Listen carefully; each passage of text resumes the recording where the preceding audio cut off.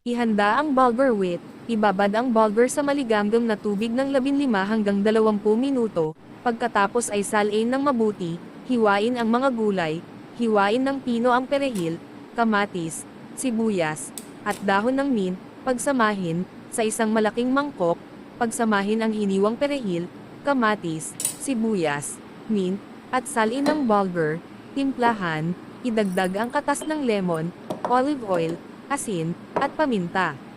Haluin ng mabuti, tikman at i-adjust, adjust ang lasa kung kinakailangan, magdagdag pa ng katas ng lemon, asin, o olive oil ayon sa iyong panlasa, ihain, karaniwang inihahain ang tubuli ng malamig o nasa temperatura ng kwarto bilang side dish o bahagi ng mezz platter, ang tubuli ay sariwa, maasim, at puno ng mga herb, kaya't ito ay perpektong side dish para sa mga inihaw na karne o isang magaan at malusog na salad.